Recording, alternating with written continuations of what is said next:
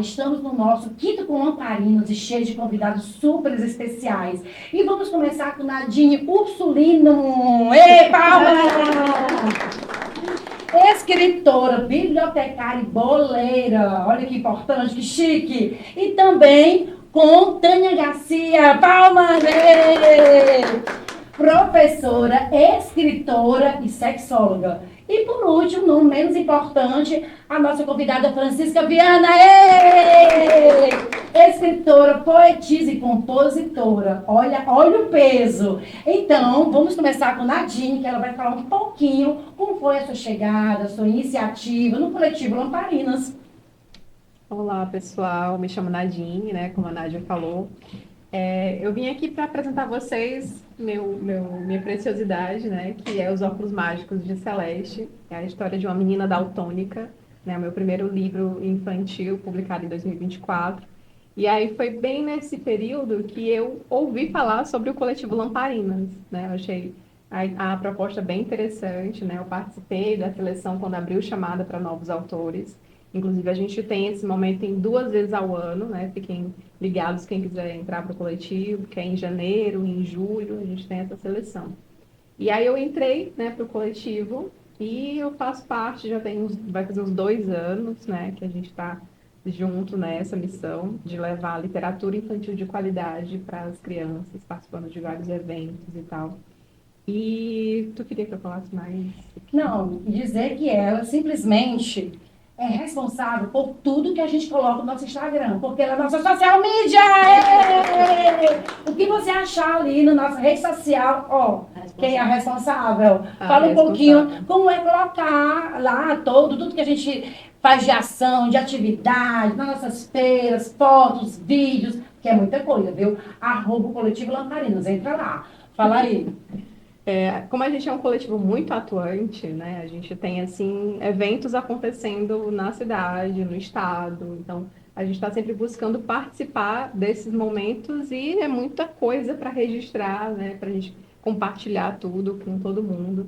E é um trabalho, assim, porque tem que selecionar as imagens, os vídeos, os conteúdos, né? Ter esse timing também de colocar nos momentos certos para a gente poder divulgar essas ações, inúmeras ações que a gente faz. Sim, a gente nem tem muito tempo, né, para falar, porque cada um de nós, a gente tem muita história para contar. Mas esse momento é só uma pincelada do que cada uma faz na sua vida, mas eu não vou deixar passar em branco. E eu queria que Nadine falasse sobre uma seleção do edital que ela entrou. O livro que ela ficou super feliz. Fala que livro é esse para todo mundo, ó. Não deixe de procurar esse livro, viu? Porque vai ser o lançamento do ano, fala. Do edital. Do edital. Que você foi aprovado. Eu gostei assim, eu gostei assim. Cadê de surpresa? E a gente não ensaiou, não combinamos, viu? Pode falar. Recentemente teve o edital da Cidade de Mais Infância, Sim. Né? Que aí foram selecionados 8 autores e aí o livro da Celeste foi colocado, né? Mas teve um outro edital também que você entrou. Boa. Que não foi desse da Mais Infância. Teve o edital das artes para publicar o próximo livro? Sim, a gente quer saber o título, que historinha é essa, quais são os planos agora para o lançamento. Aí a gente quer saber de tudo. Sim, o meu próximo livro chama O Balé de Daniel.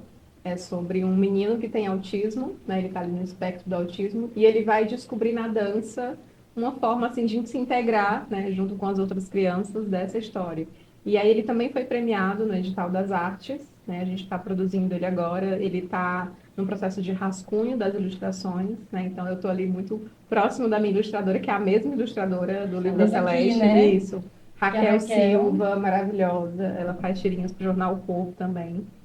E aí a gente está nesse processo, né? A história tá linda, né? Foi construída com especialistas também, porque como é um tema sensível, eu quis ter esse cuidado de trazer ali essa avaliação, essa validação, né? Eu pesquisei junto com professoras que trabalham com essa parte de educação inclusiva, para que a gente tenha esse tema tratado com seriedade. São várias vertentes, né? Vai para a inclusão, vai para o lado da conscientização, para o lado do respeito, gênero. Sim. Dá uma abordagem aí bem ampla. Sim, eu quero mandar para a gráfica em setembro, né? Para fazer esse movimento de pré-lançamento de setembro até novembro, mais ou menos.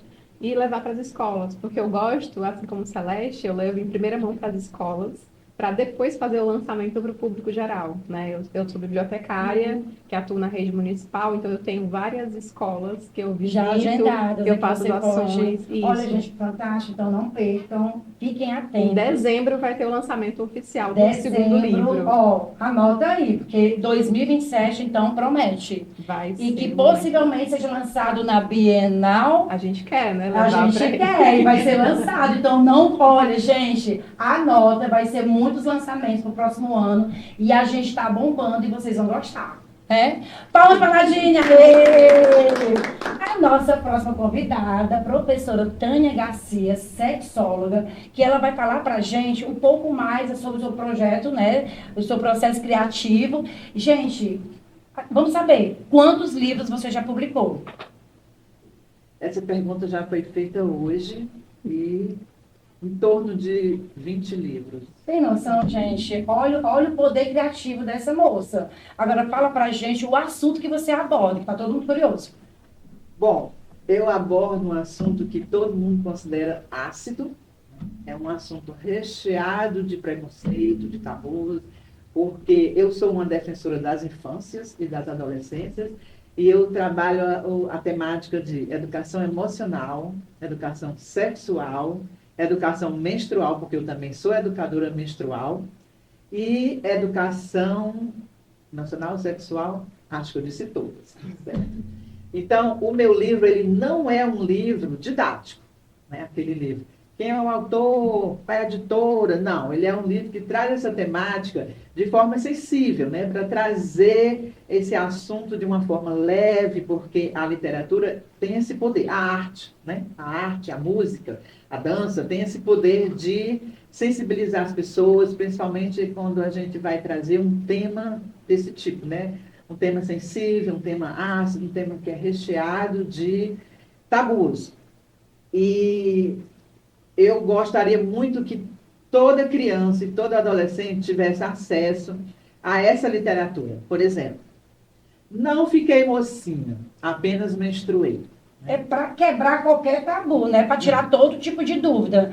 Porque, às vezes, as crianças não sabem o que está acontecendo, muitas vezes procuram as amigas, né? Ela tem vergonha da mãe, e tem muitas mães que também jogam aberto, mas nesse caso é altamente instrutiva. Se a gente lê, a criança que está ficando mocinha vai entender exatamente o que acontece com o corpo. É Isso, assim? exatamente. Porque quando eu tinha 13, 12 anos, né?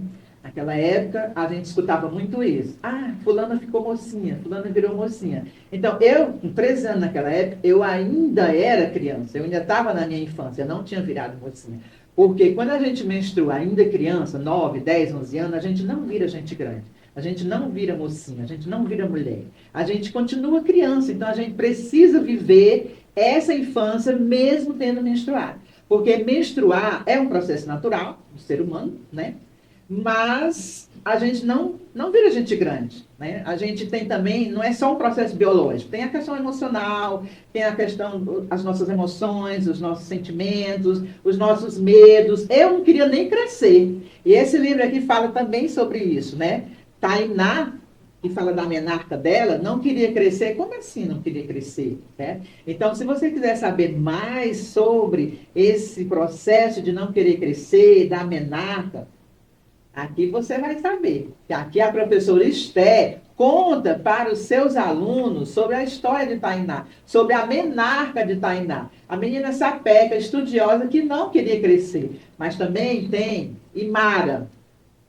Imara conta a história de um reino africano onde o silêncio reinava nesse reino, certo?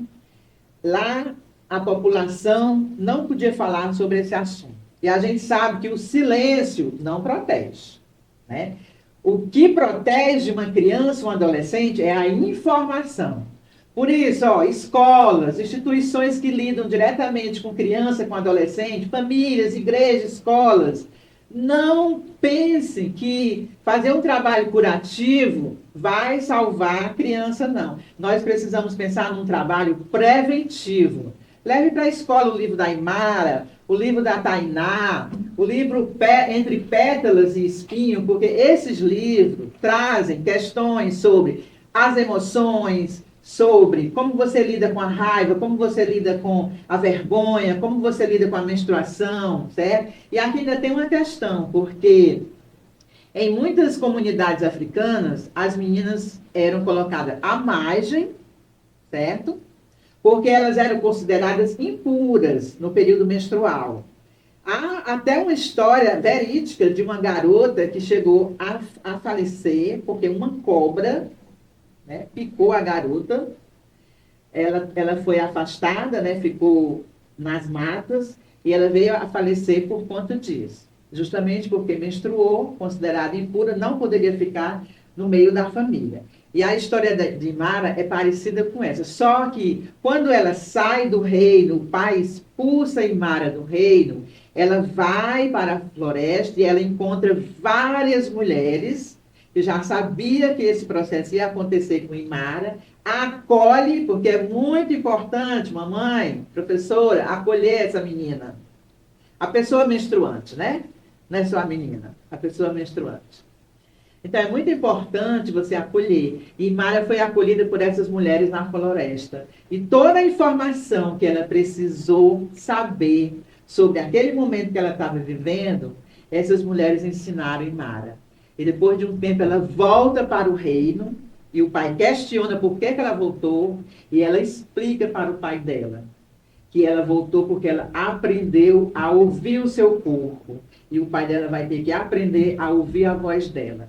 Então, é uma história linda. Eu sou apaixonada pela história de Mara. Claro que eu sou suspeita, né? Porque eu sou a autora. Mas assim, vamos frisar como é importante ter pessoas para falar desse assunto, que as meninas ficam envergonhadas, claro. Muitas vezes falam com as amigas, né? Tem mães, sim, que são abertas para ouvir. E dizer que esse assunto está no livro de ciências, né? A gente estuda isso na escola, só que a gente procura abordar muito por cima. Às vezes os adolescentes dizem, olha o assunto, ai meu Deus, que vergonha, vixe, né? é isso, sobre as partes íntimas.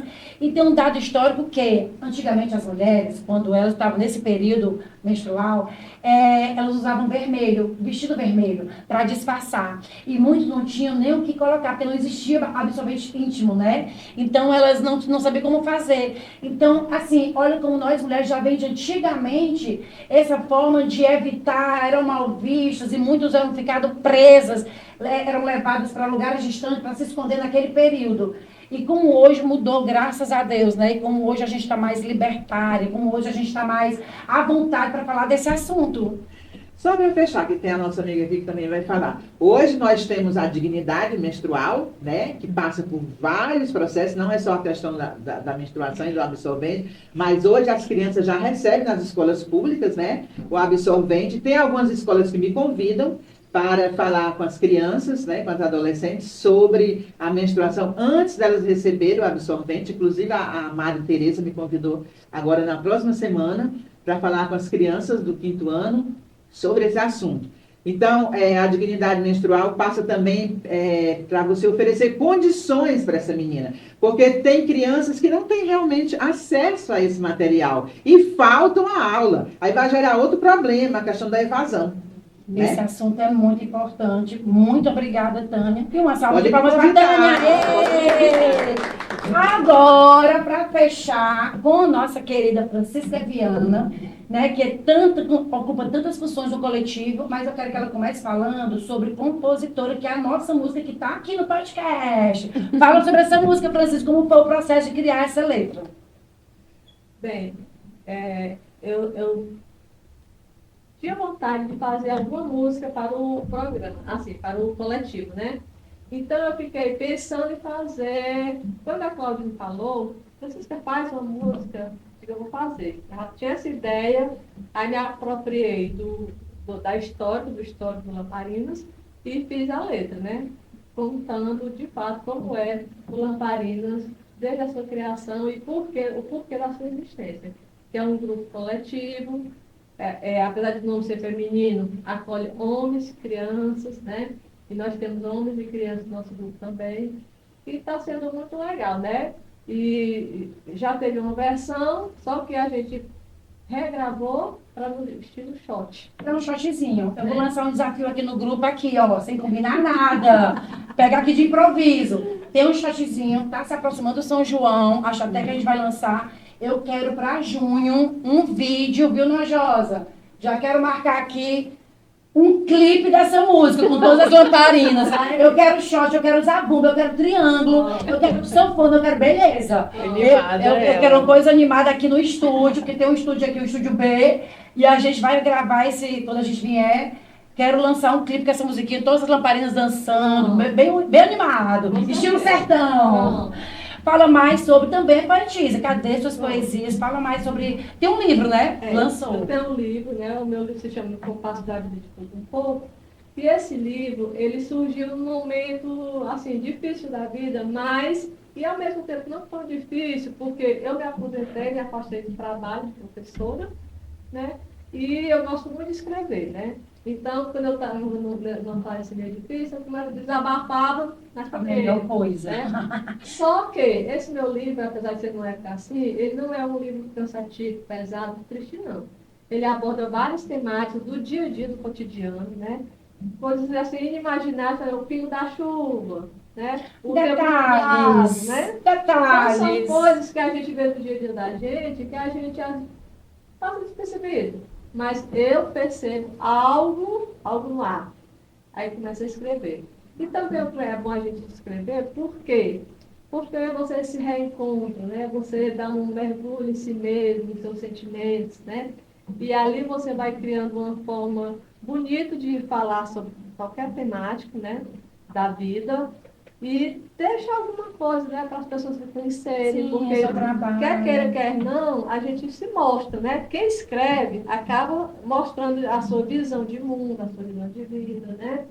E é muito importante a gente ter esse retorno, né, de as pessoas saberem que você tem talentos, digamos assim, que às vezes não estava conseguindo se valorizar por esse talento, né? Eu sou capaz disso, né? A gente precisa acreditar em si mesmo. E todo mundo é capaz de escrever algo, né? Todo mundo é capaz de escrever algo. E com relação à música, eu também comecei estou fazendo nada para aprender a tocar.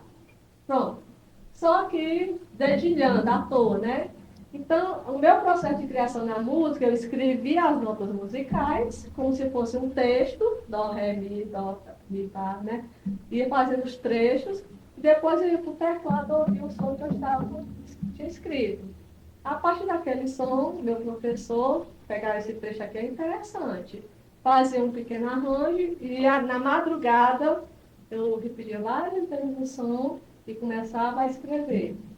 É fácil escrever música? Não, né? Pode ser aí a gente pode partir de uma frase. Eu pegava a frase, daquela frase, aí eu deslanchava. Às vezes conseguia, às vezes não conseguia. E assim, eu gosto das minhas composições, né? Está no YouTube, né? Nas mídias. A gente também gostou muito da música da Lamparinas, tá certo? Vocês vão ouvir. E eu também gostei, né? Então, assim, a gente tem que acreditar na gente. É essa mensagem que eu quero passar para terceira idade, melhor idade, como queiram chamar, e a gente só está mais madura, né? Tem muito a contribuir para produzir. Olha que coisa linda. Vocês estão acompanhando a potência que é esse coletivo Lamparinas, né? Então, assim, meninas, muito obrigadas pela acessibilidade, muito grata, né? Por essa contribuição, por esse acalmar na alma, pelo talento de cada um de vocês. Vocês são potentes, vocês são dinâmicas, vocês são talentosas. Para vocês, esse é o nosso podcast Quinta com Lamparinas!